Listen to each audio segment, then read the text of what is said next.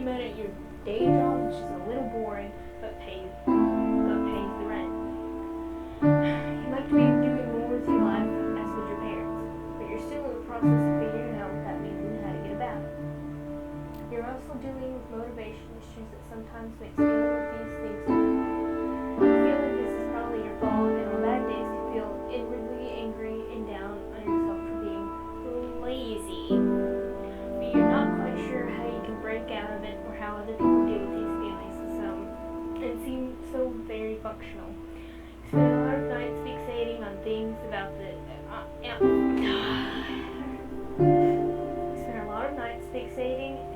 on thinking about this, but never seem to do anything about it other than sleep. It's an unseasonably warm Wednesday evening. You spent the past several hours at work. The past week or so, you found your job motivation flagging more so than usual. You've been in a fog practically all day today, simply going through the motions without realizing what you've been doing half the time, and yet time seems to be moving at half speed. You're so checked out that when your boss approaches you to tell you that it's dead and you can go home early, it briefly registers. As you walk home, the streets is glorious rainfall. You know that you're snipping under between classes until late, another couple hours at least. You briefly consider using this solitude to catch up on that project that you've been working on haphazardly the past few months.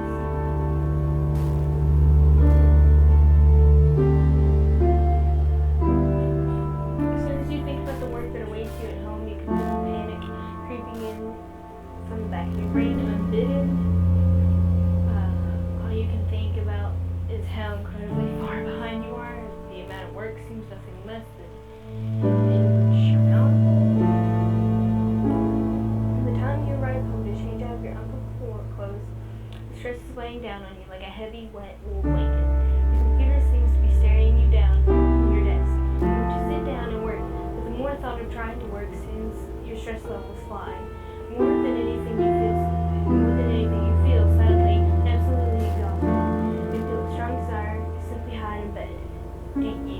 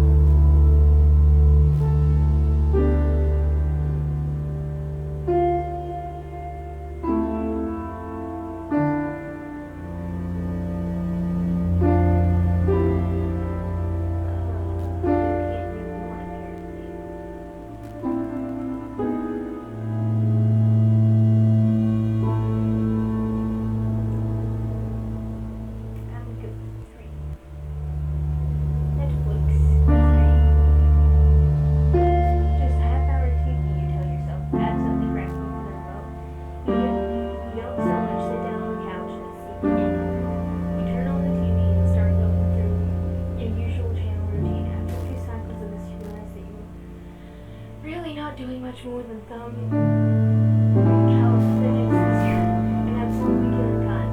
Check the clock and see that over 20 minutes have already passed since you sat down. As your self-imposed time limit creeps ever nearer, you become more and more anxious. You stand up and walk to the fridge by telling yourself or sneak a quick sandwich and get to work after that. You can't be productive on an empty stomach, right? As you eat, you start pacing around your apartment, heading past your bedroom. In the process, stop the doorway as if physically unable to cross the threshold. Familiar waves of exhaustion start racking you, and you feel simultaneously tired and panicked. You close your door and head back to the couch. It's still early yet, you tell yourself. As long as I get to work in an hour, I'll have plenty of time to be productive. As you flip channels, CSI and Jeopardy reruns wash over you, sinking right to the couch. Feeling at once enroached upon and shielded by being quite literally swallowed up by it. As the second hour draws near, sure enough, you find yourself getting anxious and jittery. You repeat the fridge pace couch process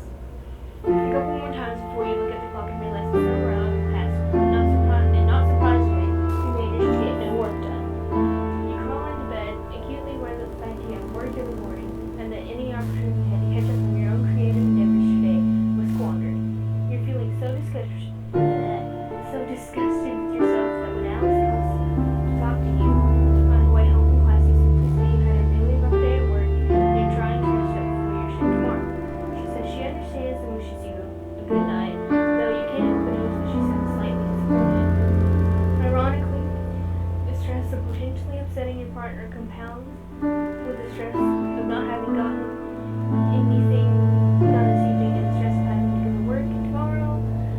The buzzing of anxiety in your brain builds together with your body's utter physical exhaustion, and you sink into a semi-anxious funk. Too tired to try and work, too anxious to fall asleep for several hours.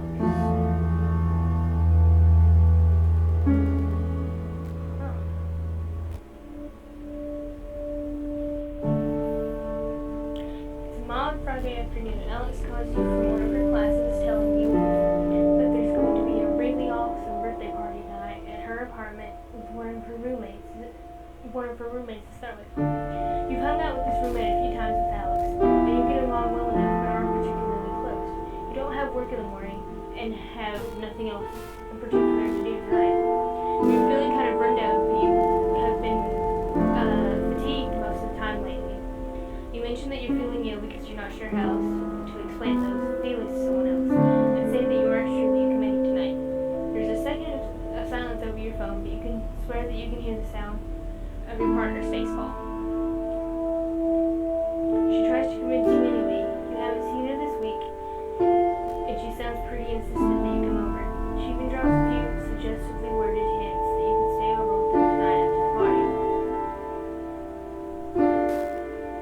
You're gonna agree to go, so that way you can spend time with her.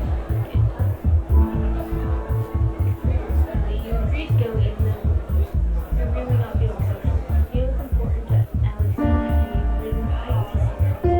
Seeing her does make you feel better sometimes, and you hope to see you tonight. Even if it does mean dealing with all the usual social anxiety. The time to leave Rose's room, you grab your overnight bag. Alex's apartment is a short walk away, and there are already people hanging out on the porch. You hold your chest tight as you go to the building and try to steal your nerves. You quickly find your partner chatting away with the birthday girl, and Alex immediately lightens up when she sees you. I'm so happy you came. I wasn't sure if you were going to make it. A young hand taps her on the shoulder, and she turns back to you to apologize and let you know that you have something to do to the party. Alex hands you a beer and plants a kiss on your cheek before going off to deal with whatever came up. You look around, you don't see anyone else you recognize.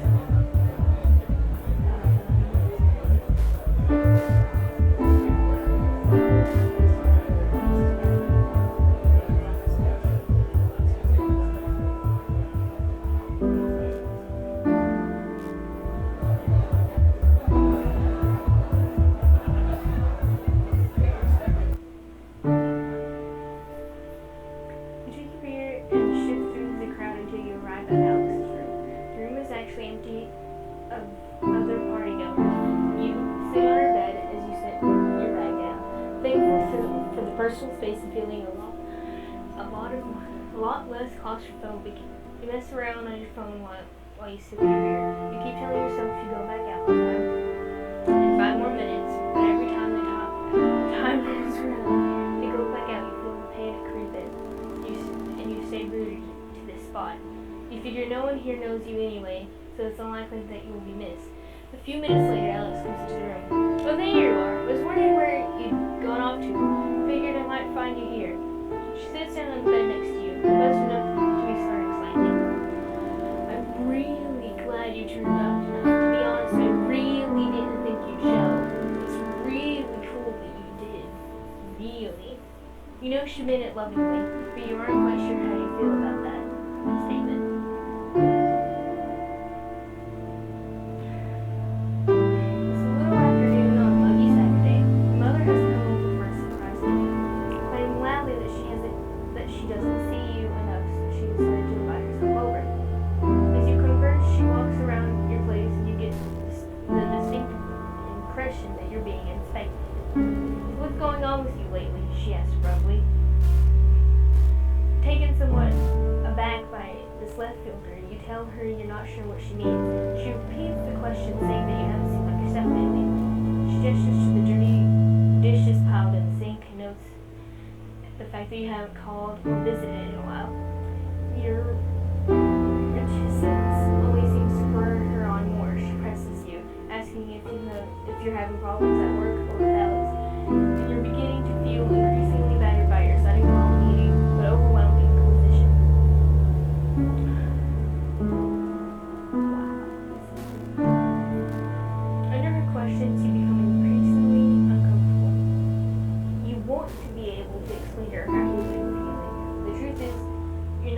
reassure yourself. Nothing horrific has happened at work with your significant other or friends or anything like that. But all the time, you can't deny that lately you've just felt drained and as though you weren't really there. You wish you could tell your mom these things, but she hasn't been approachable about negative emotions in the past. She is the kind of person to hold the opinion that the solution to any problem is to simply try harder and maintain a positive attitude. A stance that has reared its head in past conversations when you've begun to explore the subject with her. You know she's unlikely to be understanding when you feel the energy drain out of you when you imagine what would happen if you managed to blurt out everything you were feeling. What do you do?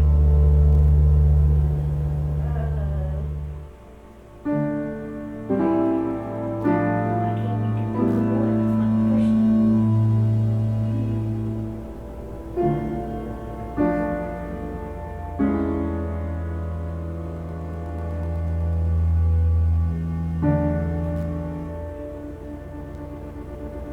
I know what I would do IRL. I would do this one.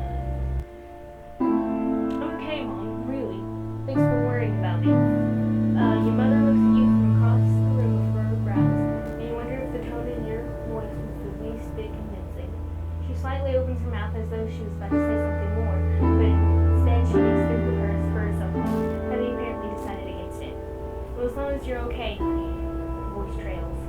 As your mother returns to what amounts more or less small talk, you realize that this part of the conversation has happened a lot recently. Someone will express concern for you or ask if you're okay out of seemingly nowhere. You tend to find that it's simpler to just declare that you're okay than find the right words for complicated and murky feelings. Besides, since none of them are in reaction to a specific event, maybe you really are okay and just complaining about nothing anyway. Sometimes when you insist that you're okay to those who ask, you have to wonder if you're trying to convince them or yourself.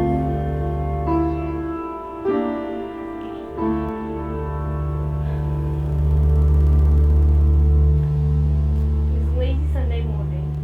You were ideally clicked around online as your phone rings. Sam, a co-worker of yours that you're friends with, asks how you are and makes her hurry and phone call with you. You typically only ever talk to him on the phone when one of you needs a shift covered, so it's slightly awkward. You're waiting in anticipation for him to ask you to come in on a short or just he veers the conversation in a completely different direction. How do you feel about cats? He asks. I had kittens a few weeks ago, and I'm having an awfully hard time finding a home for the last litter. You don't have any pets, right? It takes you a moment to process this new information, and you're caught off guard as he begins to earnestly try to sell you on the idea of taking the last kitten off his hands.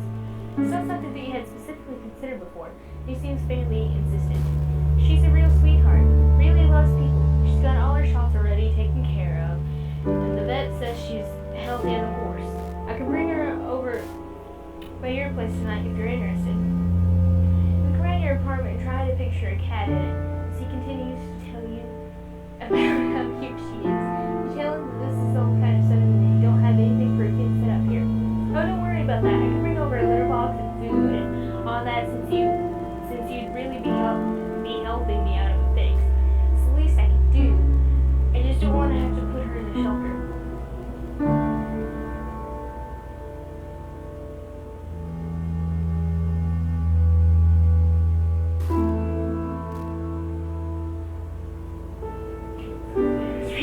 Sorry, I was reading the things.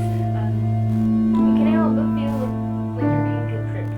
You decide to give it some serious consideration. It does get awfully lonely around your apartment, and I might feel less empty with the cat around. However, since you've been feeling so down, it might not be a good idea to take on the responsibility of a cat, even if they are fairly low maintenance. What do you do? I become a cat owner because I like kittens. Oh, look at the little picture. You accept the offer of the kitten and hang up shortly after making arrangements for when your coworker can drop her off tonight. You're not entirely sure what to expect, and you spend the rest of the afternoon researching cat care online and trying to think of the name. The evening rolls around and you hear a knock on your door. Startling you out of reading Wikipedia,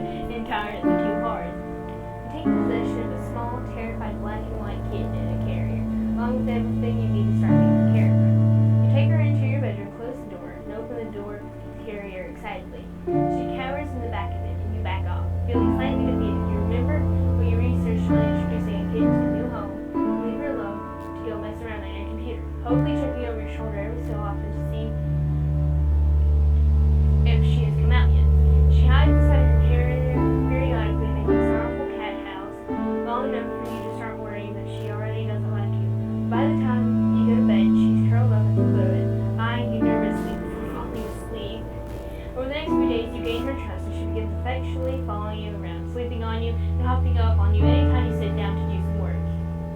Me.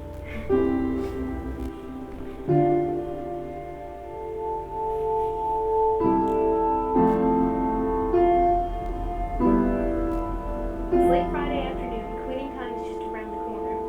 It's bright.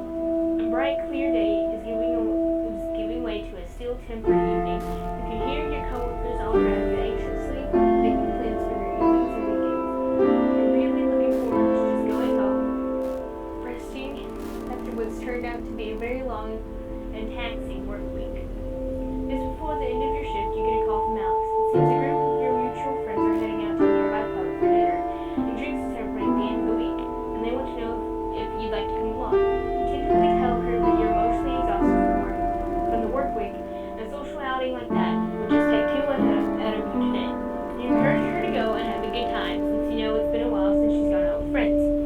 But the effort feels futile, since you know that she isn't going to go without you. A couple hours later, the two of you find yourselves in a familiar position on the couch watching comedy shows on Netflix. A box of pizza open on the coffee table in front of you. As you look across the couch at her, you start to feel anxious. You feel bad about effectively forcing the two of you to stay in tonight again. While you are always appreciative of your partner's efforts to take your feelings into account and help make sure you're socially comfortable, you sincerely worry that you're holding her back from enjoying a more fulfilling relationship. While she does seem to enjoy spending time with you, as the two of you sit in comfortable, almost contented silence, watching old shows you've each seen 2 or 3 times before. Your ever-increasing fear that your relationship is becoming one-sided weighs more and more heavily on you. You feel more than ever like a burden or a war to her, and it's virtually impossible for you to see what value you could possibly offer to her in return. Worst of all, this nagging fear has made you feel more self-conscious than ever, withdrawing ever inwards. You've started to pull away from Alex herself. What do you do? Well,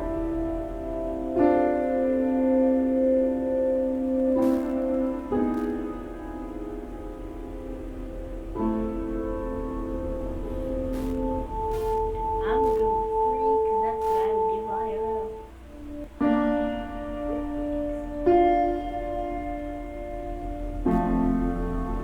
You look over at Alex, who hasn't noticed you watching her yet. You try to parse the expression on her face. You worry that it's one of sheer boredom and bare tolerance. You wonder if she's thinking about all the fun things she could have been doing tonight if she wasn't trapped on this couch with you, ordering from one of the same 3 takeout places you always order from. Hey, you only have 3? Jeez. A sense of disappointing her creeps over you as you picture what the night could have been if you had just accepted the invitation she had made earlier. I know this is a pretty boring Friday night for you. Are you really happy being with me, being like this? She turns to look at you, forehead wrinkled. Why do you ask me that so often? You feel her body stiffen and pull away from yours just a little. Well, I mean, you start unable to try and think of it.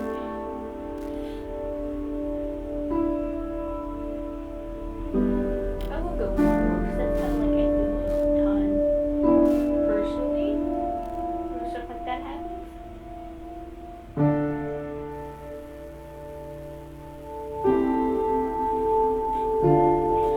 Alex sighs. Look, if that were the case, I would let you know. I don't think you're bored. You're more of a homebody than I am. I'm learning how to deal with that.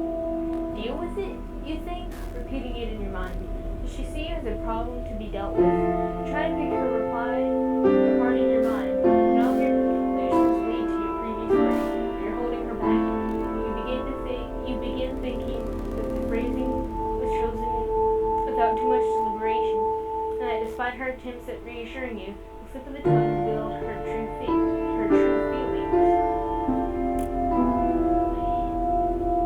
As you picture how much fun she would be having right now, you would only accept her invitation and manage to somehow get over your reservations and anxieties, despite not knowing how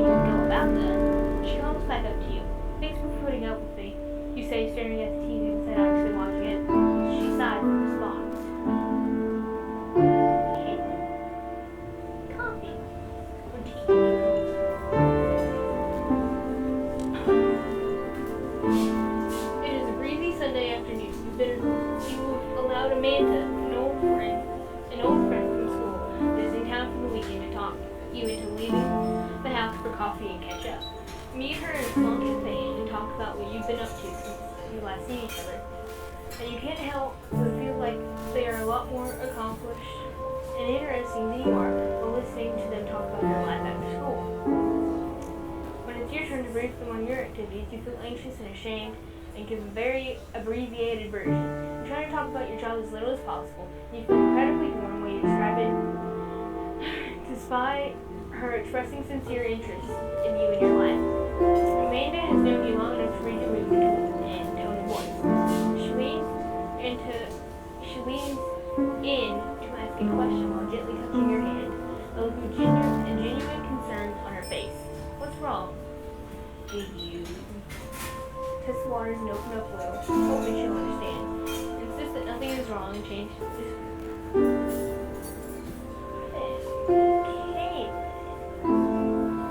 I'm good with that. Yeah. So you find it hard to lay out how you're feeling lately, telling people you decide to test the water levels on opening up to Amanda. She's always been easy to talk to, and you feel like it's possible that she might be understanding of what's going on with you, even if you think it doesn't make sense sometimes. You begin to dance around the subject. You begin to go into the pool and test the water. Surprisingly, she catches on quickly, and is even able to guess what you need next. She asks the right questions, leading to elaborate on your emotional state. You apologize profusely the entire time, feeling like you're being obnoxious, but she reassures you that you aren't burdening her. Amanda reveals to you that her mother suffers from clinical depression and that she has spent many nights talking her through very similar feelings. She mentions that therapy and medication have helped her tremendously, and it's just you give it a try. You find it and feel somewhat like a charity case, but she tells you that she'll get the number from her mother's therapist and email it to you as soon as she can.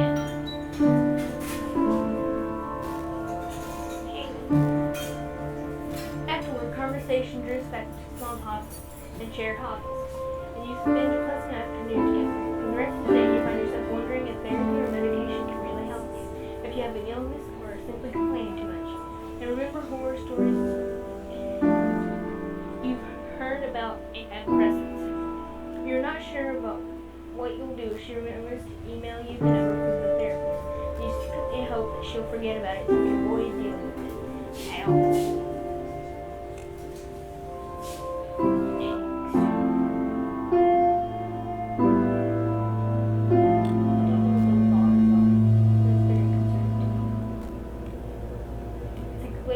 Glaringly sunny Monday, and one of the few days that your brother Malcolm is in town and free long enough for you to actually see each other. Well, I wish I had a brother named Malcolm. That'd be pretty good. You have a dental appointment that day, but you make plans for him to pick you up afterward. Your appointment takes a little longer than expected because your dentist tells you that you started grinding your teeth in your sleep to a worrying degree.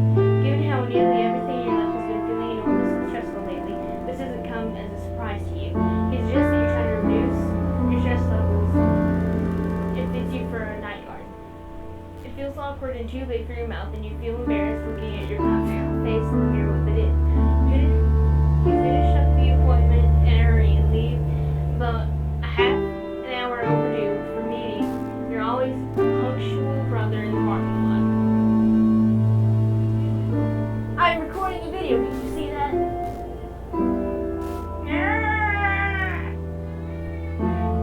Go.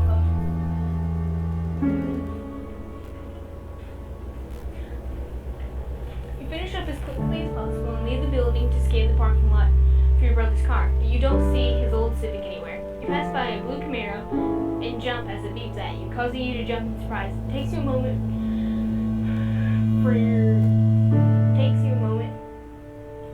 to realize it, but it's Malcolm in the driver's seat. You hop in the passenger seat, compliment him on his new ride, and he mentions that it's a perk of a promotion he's recently obtained at work. He starts telling you about how much more money he's making, how his career is really taking off, and how he's starting to look at houses with his wife soon. You clutch the bag containing the night guard in your hand and feel yourself clench your teeth as you think of your crummy apartment, how long It's been since you've been able to take off a day of work without having to worry about making ends meet. He's only 2 years older than you, but it feels like he's eons ahead of you in every other aspect of your lives. So, he asked, how did your appointment go? Did you get drilled full of holes or what? The sense of shame creeps over you.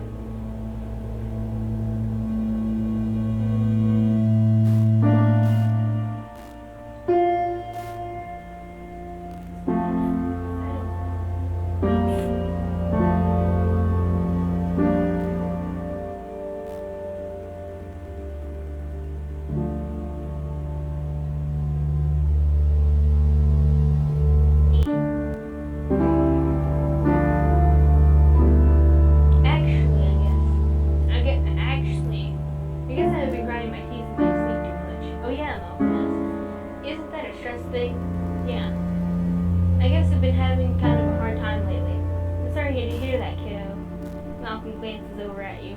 You stare out the window, feeling suddenly self-conscious as you watch houses and cars go by. He asks, anything you want to talk about? I don't know. It's hard to talk about. Trying to figure out where to start feels like trying to pin down something flying around in your head, except it's one of millions of tiny bits. Excuse me. Except it's one of millions of tiny bits of static flying around in there. Talking about specific events, because there are times you feel miserable without any specific catalyst to point to. It's a constant din of noise in the back of your mind, in the back of your head that never goes away. It only ever gets turned down. You try to explain all this to Malcolm. He asks a lot of questions without judgment in an effort to help give you words to this jumbled up mass of negative emotion. The two of you end up getting takeout and going back to your place and talk late into the night. Your kitten takes a liking to you really quickly, despite the serious conversation going on around her. She rolls around between the two of you. After a long back and forth, he asks, is there anything I can do to help you with this? Don't tell Mom, okay? Yeah, she wouldn't get it. He replies with a slight laugh. Is talking about it help? Sometimes. Kind of. Well, okay. Now that you can call me anytime you need. Here's one of his enormous hands on your shoulder. You'll get through this, kiddo. Why is he calling me a kiddo? I mean, he's only 2 years old. Literally makes no sense.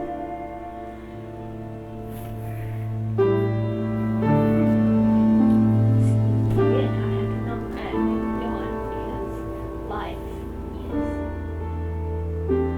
It's a dry Sunday morning. You grab your morning coffee and scoop your rapidly growing kitten out of your office chair, and despite her protests, sit down at your desk to check your email. A new message pops up in your inbox almost as soon as you do. It's from Amanda, and you remember your meeting in the cafe and awkwardly bringing up your feelings to her. Subject: hey buddy. Hey, sorry it's been a few weeks. I meant to get this to you sooner, but it took a while for me to get a hold of my folks back home. Dad told me to say hi, by the way. Anyway, I remember what we talked about last time I saw you, and I hope you aren't insulted, but I asked my mom for the number for her therapist. Don't worry, I didn't tell her who it was for. I think she's worried about me now, though. Haha. Anyway, the number is 647-723-5274. It's a really good office. You should look into it. Talking to someone never hurts. If you're worried about money, don't be. They're one of the few that actually has a really good sliding scale fee system, and won't charge you what you can't afford. I hope you're feeling better. It was really nice to see you again. It's kind of like Pretty Little Liars, eh? You know, coincidence? I think not. Still early enough that you can call and make an appointment today. Your kitten curls up in your lap as you consider what to do. Try your luck and call the number, even though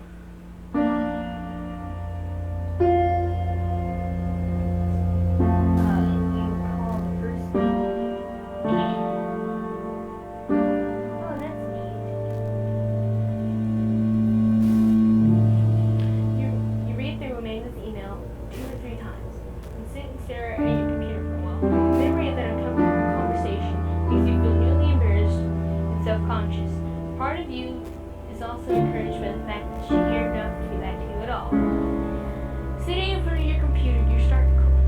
question things like whether or not Amanda sent you this number out of pity or perhaps in the sense of obligation after having listened to you.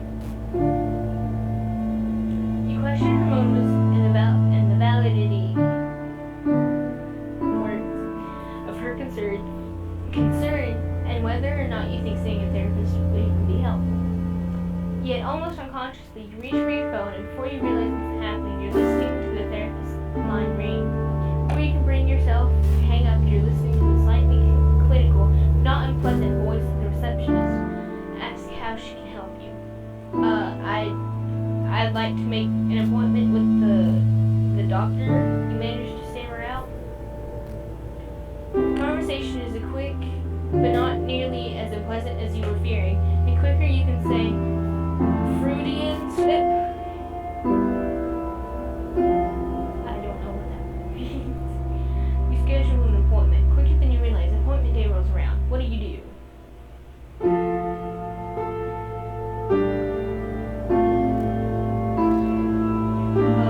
go. You don't want to make a bad impression. Are those actual books?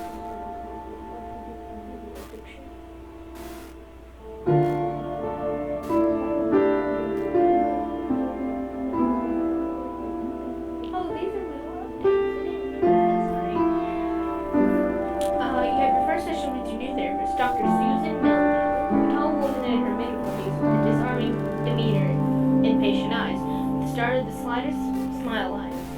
She makes you feel comfortable fairly easily, which is a pleasant surprise after all your anxiety over the appointment. As you leave, you make a second appointment. You're still skeptical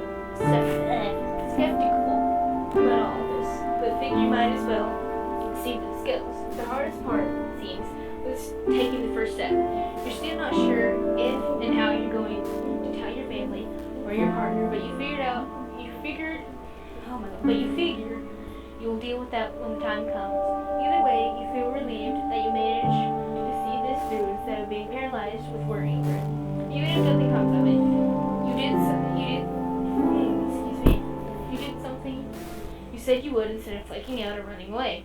You're emotionally exhausted when you get home and collapse into bed. You sleep better that night than you have in a week. And you're not sure if it is because you were so tired when you got home or if it's because of the therapist. Click next, please.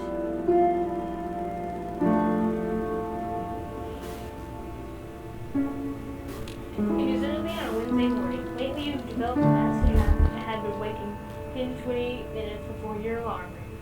And unfortunately today is no exception. You lay in bed, each minute taking closer and closer to wake-up time. And passing on a swelling wave of enroaching dread. Sooner than you would like, your alarm blares with caustic inability. You frantically pound the snooze button and then retreat under your blankets, as if the warmth of your comfortable would shield you from the passage of time. Yeah, no, I'm trying. You almost always have difficulty rising from bed, but today that simple task seems nothing short of Herculean. I think that's how you say it. After several snooze cycles, you decide that you just can't deal with work today. You're incapable of even rising yourself from bed, let alone going into work and having to push yourself through a work day. Not to mention you snooze too many times that it would be impossible to make it in on time now anyways. What do you do? If you don't feel like going, you're not going to, because, if you feel bad, you're incapable to actually do it.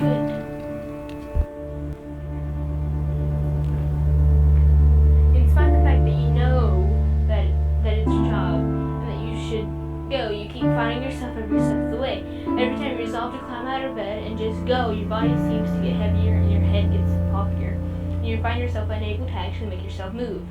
You grab your phone and dial your boss's number, hoping that it's early enough yet that he won't be there, and you can just leave a message. Fortunately, after a couple of rings, the voicemail picks up and you leave a message explaining that you're sick and won't be in today. As you hang up the phone, you worry that perhaps your message sounds like a lame excuse. You hope your boss won't call or email you to follow up with your message. But for now, you're too foggy to do much of any sort of thinking, and eventually you fall back into a sleep that is both heavy and restless. With your feet curled up at your feet, occasionally repositioning as you toss and turn.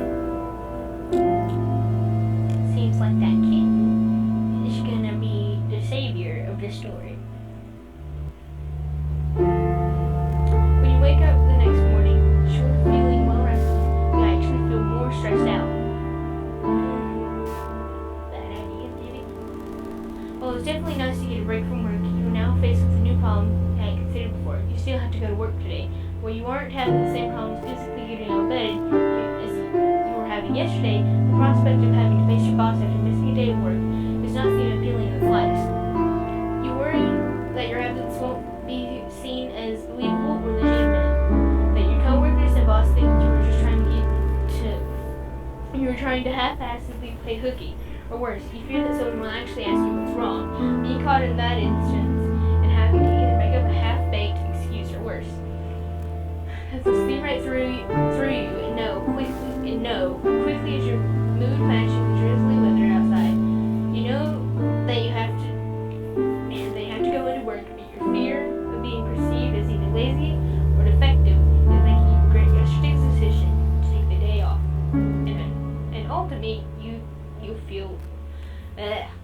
Ultimately you feel worse for it.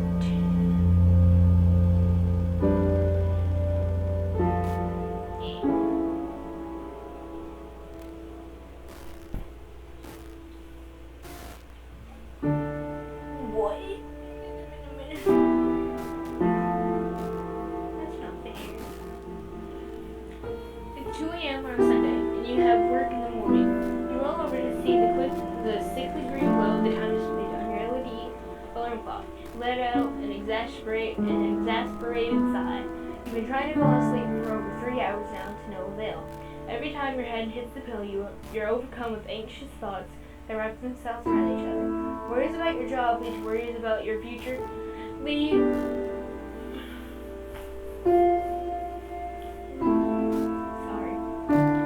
worries about your very identity.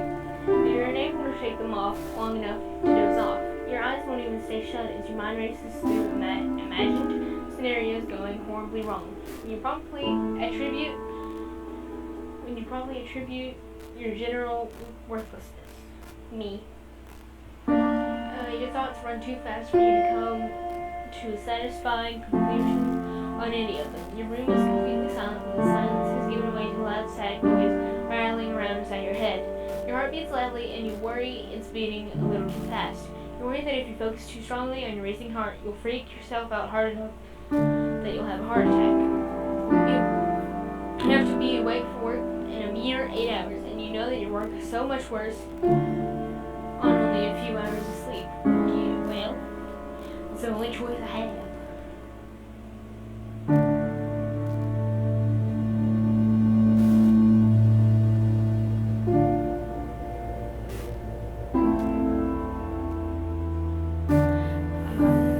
You get yourself out of bed and head to your desk. Laying in bed with nothing but your thoughts to keep you company makes you feel like you're going insane. The harshness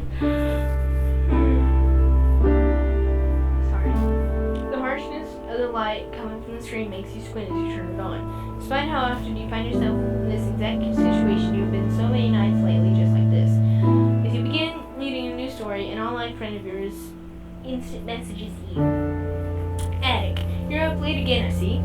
Yeah, I can't sleep. Again. Think too much again? Thinking. You guessed it, friendly face. Want to talk about it? You ended up talking with Attic for quite some time about how you've been feeling. He's always been easy to talk to about personal matters, and the added security of talking online helps. Being able to rethink what you say as you type it out and check it before you send it out helps you gather your thoughts, as you find it less intimidating in a way to type it all into a prompt and say it out loud. I don't want to be that guy who thinks they can die of something because I read a Wikipedia article. It kind of sounds like you might have depression. You should talk to someone about that, like a doctor. You pause. Are you really that transparent, or is it that you've gotten used to talking about your feelings at this point? Your insomnia makes you a little paranoid. You shake it off. We can do some research to see if there's a good doctor near you. It's not like you're going back to sleep anytime soon anyway. Might as well do something while you're awake. Happy face. Well, don't lie about it. Oh, okay. I'm glad you're taking that step. I've heard it's not an easy one. I know people kind of suck at understanding this sort of stuff sometimes. There's nothing wrong with having depression. You wouldn't be ashamed of having bronchitis or something. There's no reason to be ashamed if it's your brain that's thinking instead. Spend a few more minutes talking with Attic about your therapy and your feelings about it. He's incredibly supportive, and you're happy to find that you have a confidant, I don't know, that understands your illness and is willing to lend an ear when you're having nights like this. A little while later, you fall back into bed, kitten in tow. You find it easier to drift off to sleep even in therapy. You know you're still going to have nights like these sometimes. It's good to know that you have a friend who will help you carry through them.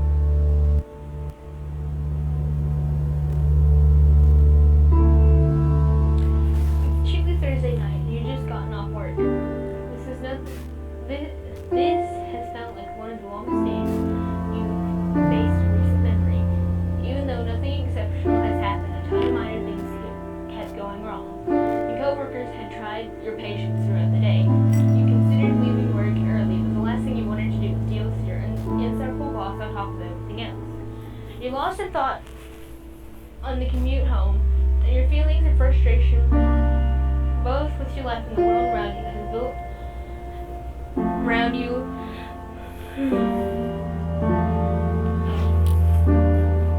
And the world around you build as you run into minor annoyances like someone bumping into you really hard as they walk by. By the time you get home, you're exhausted. You remember that these feelings were once you identified as a negative feedback loop with your therapist. These pent-up feelings aren't dying down and are eating at you. You open your front door and stare at your apartment. The overwhelming feeling of exhaustion overcomes you and feel like your energy levels are low enough that you likely settle into a single activity tonight. What do you do?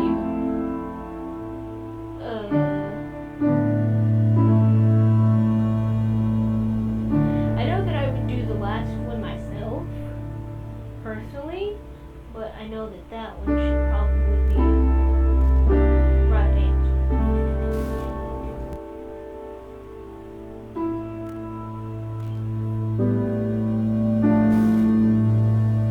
Your head feels too noisy, and you need to trade it for some actual conversation. The therapist did say that it was important to reach out to your support network. So you might as well give it a shot. Who do you call? No, and no. Actually, let's talk to Sam. Sam's a nice guy. You decide to call Sam. He's friendly enough, and you might help take your mind off your worries for a while. Besides, you can use your kitten as a new topic of discussion. You're still really worried he'd be weirded out by getting a call out of the blue, but it will make things bizarre at work. And you want to keep things light and casual, and distracting, instead of talking to someone who knows you well enough to ask what's wrong. You really want to feel like a normal person and not the train wreck for once. You call him up and he seems surprised, though. He says he's happy to hear from you. You mention the kitten and how well she's been doing. He expresses gratitude for taking her. From there, you segue into general small talk and find that you share some common interests. As you anxiety about talk to a relative stranger melts away. You know, you're pretty cool, Sam says. We should hang out sometime. Yeah, I'd like that. He mentions that he has to go and thanks you for the conversation. As you hang up, you realize you're feeling a little more relaxed. Normally, you feel drained after conversations with new people. Finding a friend in Sam has really improved your night.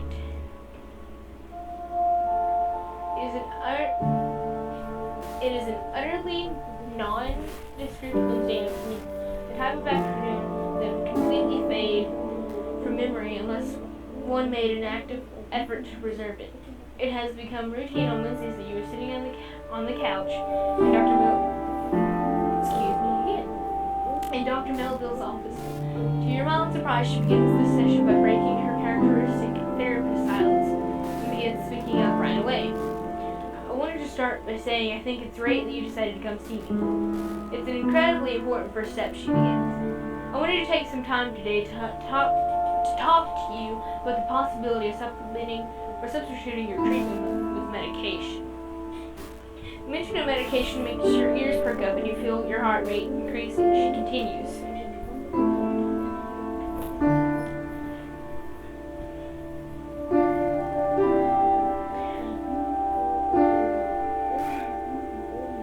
The mention of medication makes, many people find adding a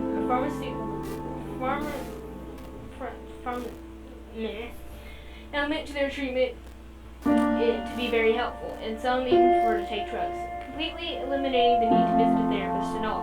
Providing you rely on your support network and are still reaching out to people, I would prefer it if we kept talking. Should you choose to start medication, so that I can monitor your progress and adjust as needed. But the choice is ultimately yours. I just wanted to run the option by you to gauge what your thoughts on the matter might be. Dr. Melville has just given you a lot to think about. What do you?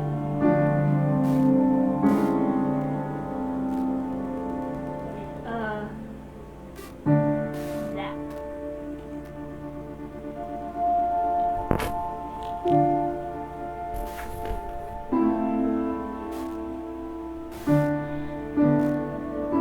We think the matter over long and hard.